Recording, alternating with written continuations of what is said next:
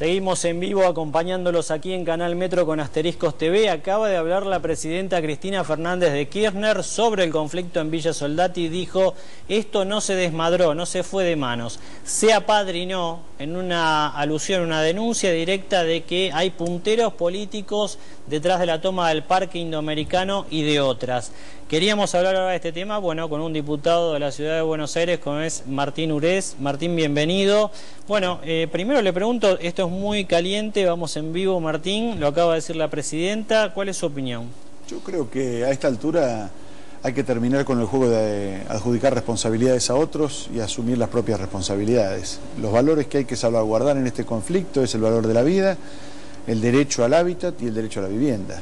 En ese contexto, el sistema político lo que tiene que hacer es, en lugar de culparse, ciudad y nación, nación y ciudad, organizaciones sociales, es empezar a remangarse y pensar de qué manera se acomete esta brutal, diría yo, impugnación al sistema institucional, que significa miles de personas ocupando tierras reclamando viviendas.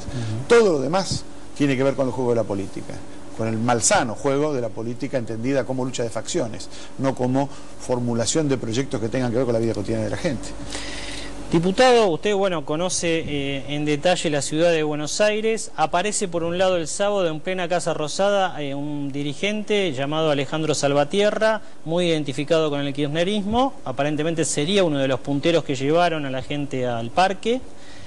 Por otra parte, hay denuncias, incluso entiendo suyas, de que también hay punteros del PRO movilizando este tema. Bueno, ¿y cómo se resuelve esto, no?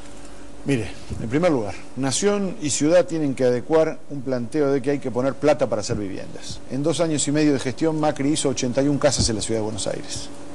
81, no me escuchó mal. Entonces esto no puede seguir. No puede seguir tampoco la percepción de tierras desocupadas, gente a la que se le dice que va a dar título de propiedad si tienen tierra bajo sí, y en consecuencia cuando la van a ocupar decir que es una lógica de la política. Estas cosas hay que terminarlas. Ahora, ¿de qué manera se termina esto? Se termina corriendo los punteros del medio. Aquí hay punteros de toda naturaleza y especie. Hay punteros del gobierno nacional y punteros del gobierno local. Cada uno tratando de sacar partido. Algunos apedreando a los ocupantes y otros tirando piedras desde la ocupación hacia los vecinos. Ahora, esto es una sociedad que tiene un Estado. Hay un Estado local y un Estado nacional. Hay un pacto democrático que hay que custodiar.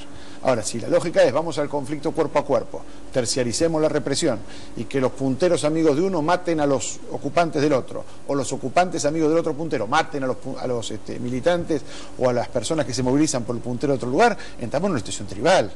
Sí, rompe el alma observar cómo miles de personas están en este predio con promesas de quién sabe qué, con bebés en brazos, bueno, una infraestructura sanitaria que no da abasto para una situación así. Se acaba de terminar esta misma madrugada el censo. Según la ministra de Desarrollo Social, hay 13.333 personas en el Parque Indoamericano, cuando inicialmente se hablaba de 4.000. Mire, el miércoles a la noche, antes que se iniciara la segunda fase de este desastre, nosotros nos retiramos del Parque Indoamericano habiendo firmado un acuerdo con el gobierno de la ciudad. ¿Qué significaba este acuerdo? Había 250 familias en ese momento, 250 familias. Las familias admitían el censo, había que poner un carro sanitario, agua, provisión de alimentos en el territorio y un perímetro de gendarmería. De la noche a la mañana el gobierno nacional dijo ningún perímetro de gendarmería y Macri salió con ese exabrupto xenófobo imperdonable de culpar a comunidades como la boliviana y la paraguaya de estar asociadas con el narcotráfico. La verdad es que ambos se comprometieron en profundizar el conflicto en vez de solucionarlo. Es decir, si en ese momento se hubiese ido por ese carril, se hubiese evitado gran parte de lo que vino después. Estamos en una situación completamente distinta. Ahora, entonces, diputado, ¿a quién le está haciendo el juego esto? Yo creo que a la degradación de la democracia. Creo que si la lógica de los pobres es que sirven para ocupar tierras y sirven para llenar actos y sirven para votar, pero no tienen derechos, me parece que en ese escenario perdemos todo. No solo pierde la gente que está maltratada y que está quemando su destino en el Parque Indoamericano, porque esto es un tema real. Esos chicos, ¿qué futuro tienen? Ahora, si nosotros en lugar de ocuparnos de esto, nos vamos a ocupar de si le tapo la boca a Macri, le saco 2 puntitos en la competencia electoral del 2011, o si le tapo la boca a Cristina, saco 2 puntitos para las elecciones del 2011, en lugar de ocuparnos que en realidad ahí hay una proporción altísima de chicos, esto hay que decirlo con todas las letras. Cada hogar de los que se está censando tiene 2 adultos y por lo menos 3 o 4 niños. Vamos a hacer la escena que cualquier funcionario del gobierno nacional, del gobierno local, se pase un fin de semana bajo un toldo sostenido por 2 ramas y vamos a ver si desde esa perspectiva no cambia la lógica de la política. Sí, también me llamó mucho la atención esta mañana el jefe de gabinete Aníbal Fernández Dijo, bueno, esto no es un delito por ahora hasta que lo disponga la justicia. Un formalismo que me parece excede la magnitud del problema, ¿no? Mire, cuando la miseria toca, cuando la pobreza y la miseria tocan, hay palabras que no hay que decir. Hay cosas que hay que hacer y palabras que no hay que decir. Entonces, si hay un miserable en la calle, el responsable somos todos. Y en ese contexto, el gobierno nacional, que no ha construido viviendas en el conurbano, y el gobierno de la ciudad, que no construyó viviendas en la ciudad, tienen que callarse la boca y hacer. En la legislatura porteña, bueno, ya hubo reuniones. ¿Cuáles son los próximos pasos que ustedes, por lo menos desde su fuerza, van a intentar dar, Martín? Hoy tiene que venir el jefe de gabinete Rodríguez Larreta a dar explicaciones. Les hemos exigido y hemos alterado el sentido del informe sobre el estado de la ciudad.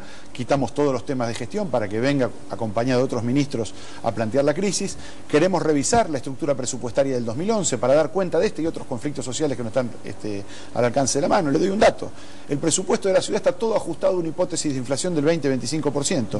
El gasto social está ajustado a menos del 13%.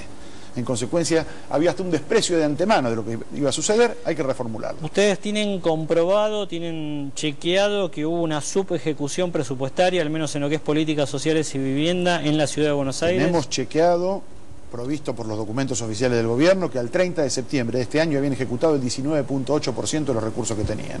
Y habían quitado recursos del área de educación y de vivienda, de ambas, para destinar a espacios de publicidad, prensa y propaganda. Bueno, estimo que ese va a ser uno de los puntos clave de hablar con el jefe de gabinete Rodríguez Larreta esta tarde en la legislatura porteña. ¿A qué hora está citado? A las 3 de la tarde. Martín, gracias. No, gracias a usted. Bueno, ahí estaba el diputado porteño Martín Urez y bueno, toda la posición de su fuerza. Fuertes críticas entonces, tanto al gobierno nacional como al de la ciudad de Buenos Aires. Una pausa y ya cerramos.